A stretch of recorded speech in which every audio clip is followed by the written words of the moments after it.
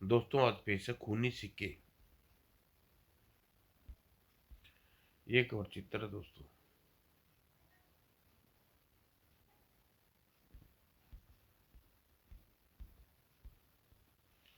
दिल्ली का दिल चांदनी चौक, चारों ओर गगनचुंबी इमारतें, खूबसूरती का नजारा जो देखे देखता रह जाए। चांदनी चौक में जज जजिस्ट चौधरी का आलीशान बंगला और बंगले के सामने विशाल टाउन हॉल। टाउन हॉल की घड़ी रात के 12 बजने की सूचना देने के लिए बज उठी। घंटे की आवाज खामोश वातावरण भेद कर हलचल उत्पन्न करने लगी। तभी अचानक जस्टिस चौधरी के बंगले के आसपास रहस्यमय साए फैलने लगे। अचानक एक काला साया दरबान के पीछे नजर आया। दरबान हल्की सी आठ फुर्ती से पलटा, लेकिन देर हो चुकी थी। काले साए के हाथ से निकला एक ठोस गोल आकार का सिक्का दरबान के माथे से चिपक गया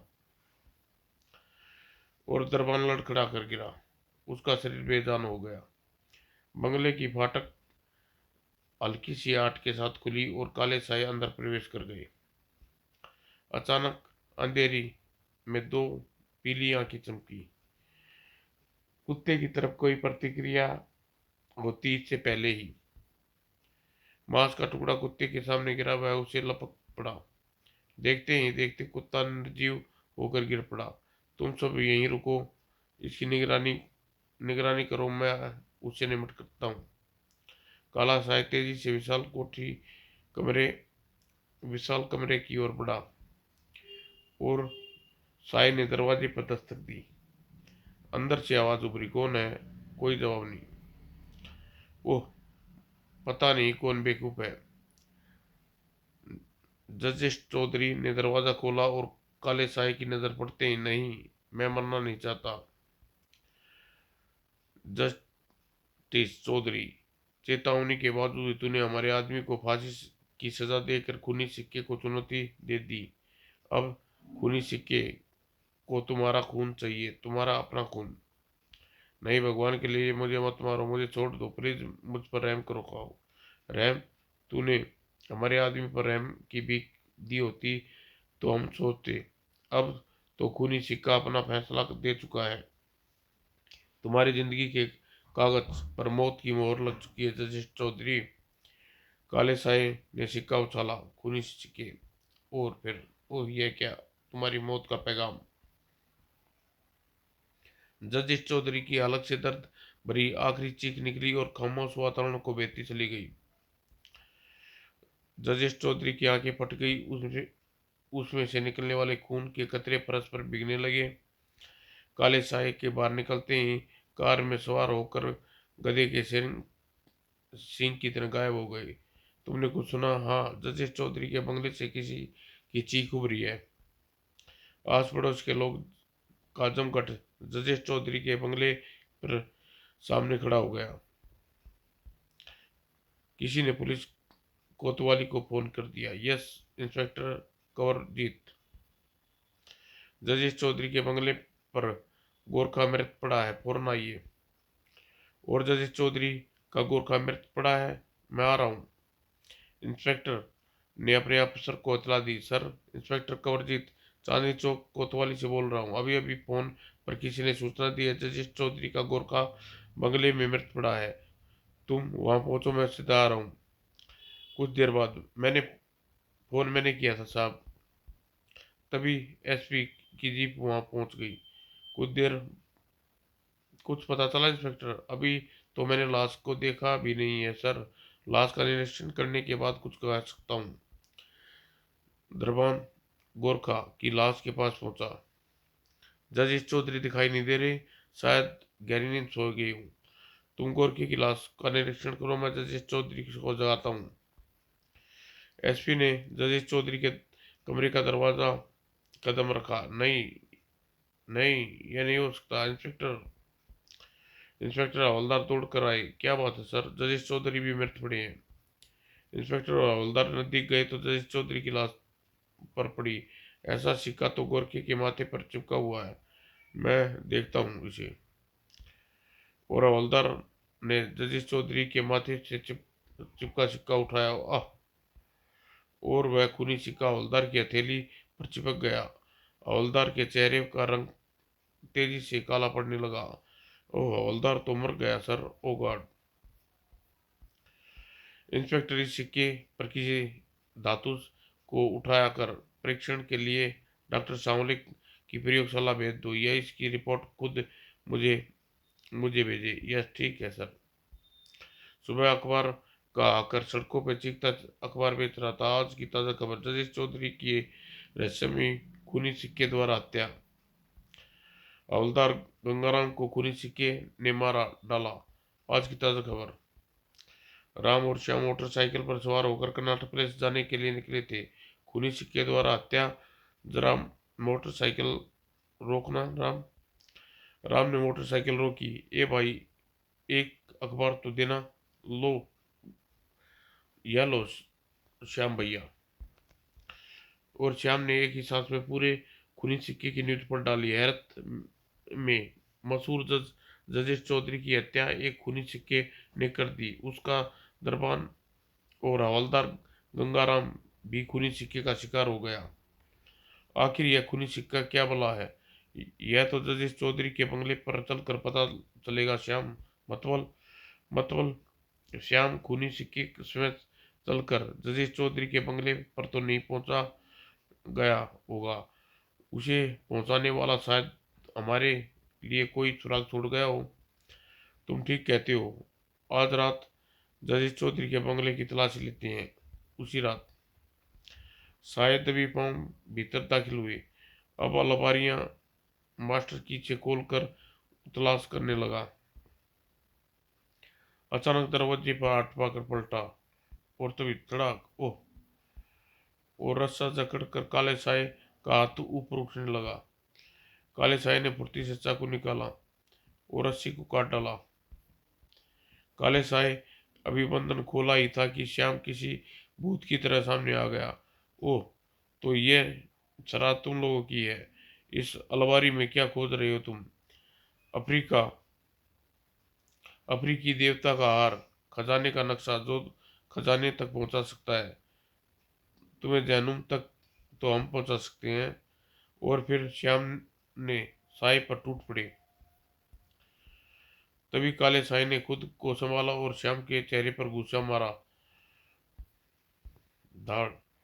और फिर फुर्ती से झुका और हाथ में रिवॉल्वर चमक रही थी। अगर तुम दोनों ने कोई शरारत की तो यमलोक पहुंचा दूंगा। अफसोस, हम यमलोक पहुंचने वाले खुद यमलोक पहुंचा जाते हैं। गलतफहमी में हो बच्चों, तुम्हारा पाला इस बार खूनी सिक्के से पड़ा है। राम अपनी जगह से उछला और तुम्हारा राम और श्याम से। काले स्याही के हाथ में रिवॉल्वर छूट कर नीचे जा गिरा। राम ने उसकी कलाई पर किक मारी और उछलकर खिड़की के पास गिरा। लेकिन फुर्ती से उठकर उसने 50 फुट ऊंची खिड़की से बाहर कूद कर छलांग लगा दी और भाग गया। उधर कोतवाली में फोन की घंटी गनगना उठी। इंस्पेक्टर कंवरजीत ने रिसीवर उठाया। Yes inspector Kanwarjit speaking. Inspector Jajesh Chaudhary की मेडिकल रिपोर्ट आ गई। यस सर, मैं समय रिपोर्ट लेकर आपके पास पहुंच रहा हूँ। ठीक है, तुम्हारा इंतजार कर रहा हूँ। रिसीवर रखकर इंस्पेक्टर कंवरजीत कुर्सी से उठा और गोलियों की आवाज़ गूंजने लगी। धाए धाए कंवरजीत तेजी से बाहर की ओर दौड़ा। लेकिन अचानक इंस्पेक्टर की खोपड़ी के दस्ते पर वार किया। इंस्पेक्टर की चेतना लुप्त हो गई और कुछ नकाबपोश ने कोतवाली में धुएं के बम उछाल दिए। कोतवाली में धुएं से भर गई। नकाबपोश तेजी से अंदर गए। टेबल से मेडिकल रिपोर्ट अपने कब्जे में ले ली।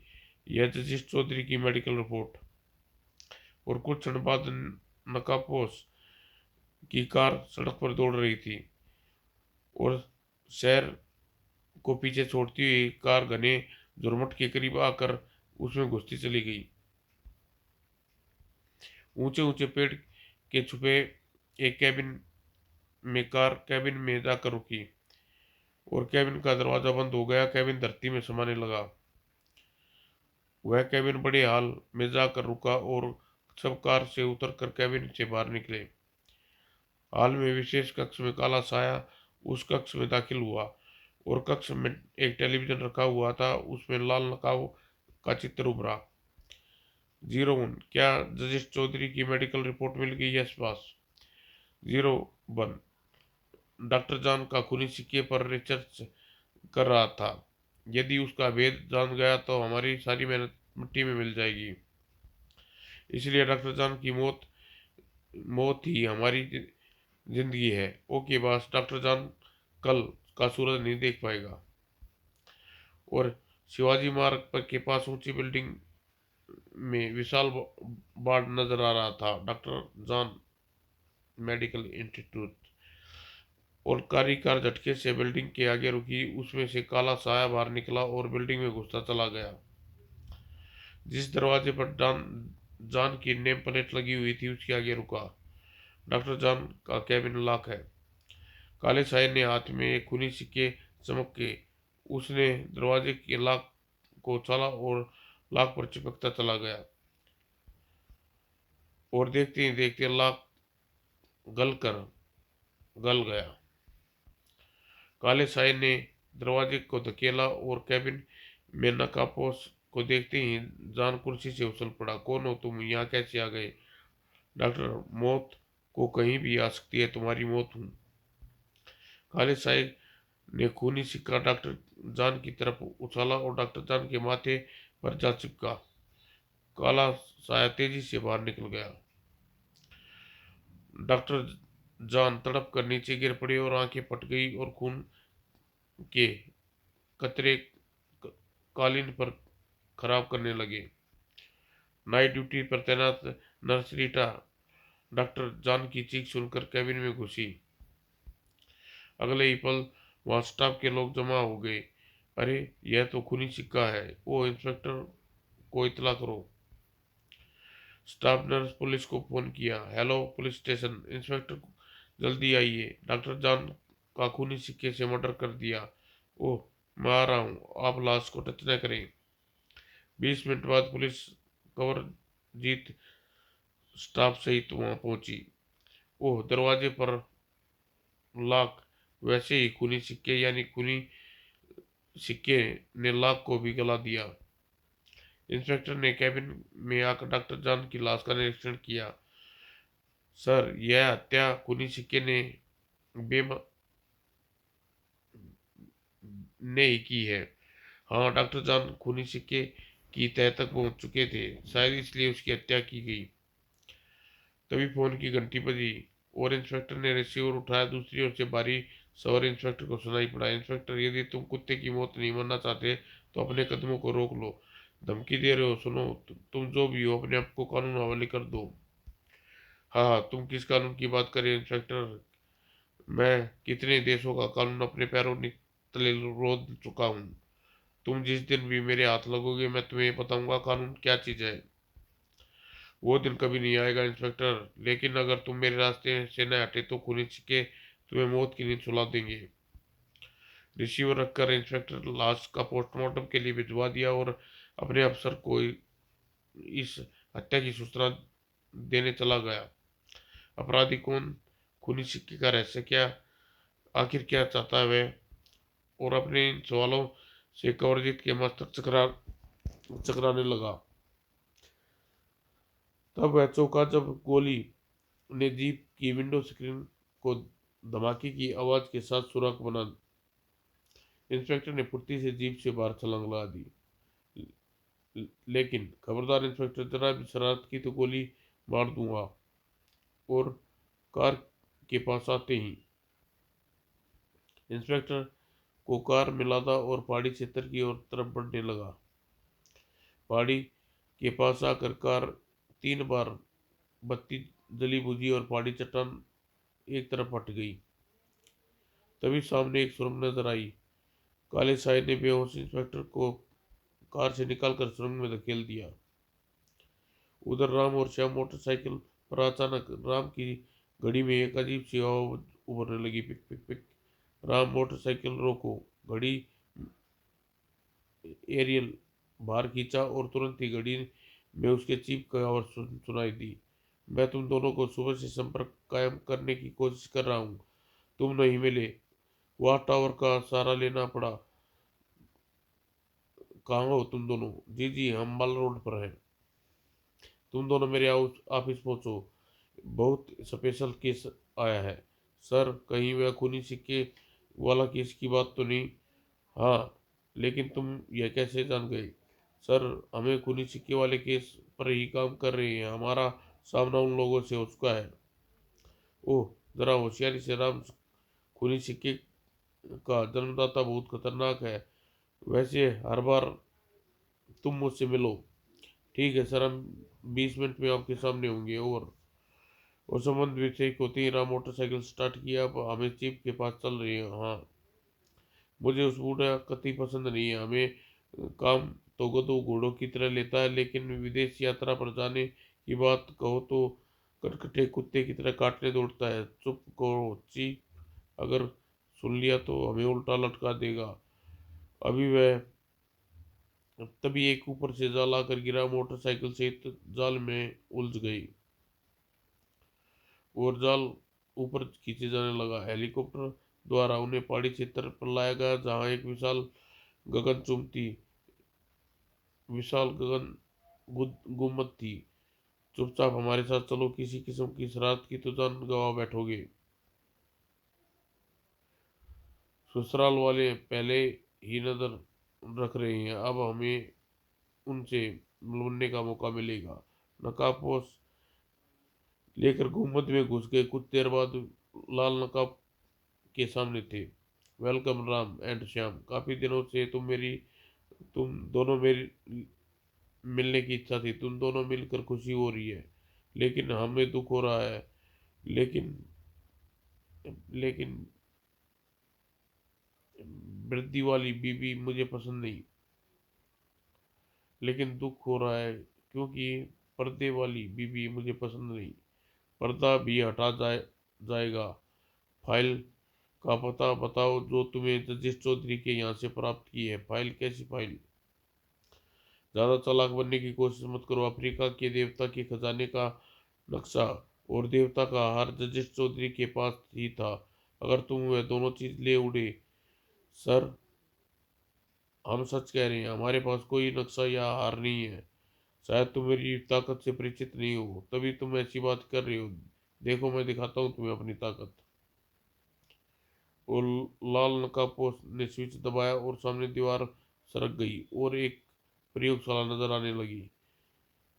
यह है खूनी सिक्के जिन्हें यूरेनियम पोटासियम साइनाइड में घोल कर विशेष ताप तापक्रम पर गर्म करने पर हम तैयार करते हैं। सिक्कों फौलाद को भी पिघला देते हैं। यहाँ बैठे बैठे लाखों लोगों की जान इन खूनी सिक्कों से ले सकता हूँ। अगर तुमने अपने देशवासियों की जिंदगी बचाना चाहते हो तो नक्शा और देवता का हार मेरे हवाले कर दो। हम धमकियां से नहीं डरते, सोच लो। 1 घंटे का समय देता हूँ, उसके बाद खूनी सिक्के मौत की सूली पर टांग देंगे। लाल नकाबपोश ने सिर दबाया। राम रहीम एक बड़े जार में कैद हो गए, खजूर से गिरे और खाई पर अटक गए। राम, इनसे निकलने की कोशिश करो। राम ने अपने जूते पर जोर से पटका और सोल में एक चाकू बाहर निकाला और श्याम के बंधन काटने लगा।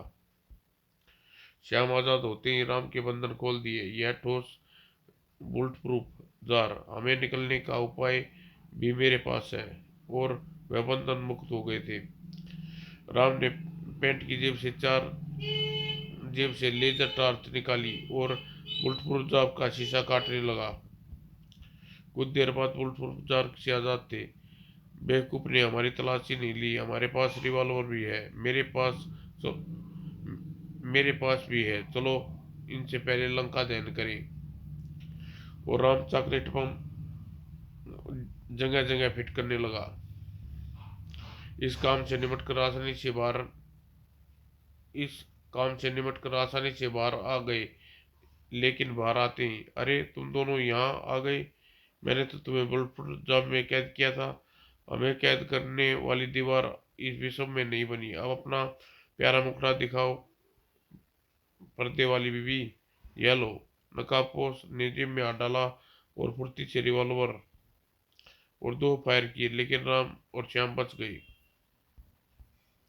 लाल नकाबपोश के चेहरे पर गुस्सा जड़ दिया। तभी श्याम ने फ्लाइंग जंप लेकर नकाबपोश की कमर पर ठोकर मारी और फिर राम ने नकाबपोश को संभलने का अवसर नहीं दिया।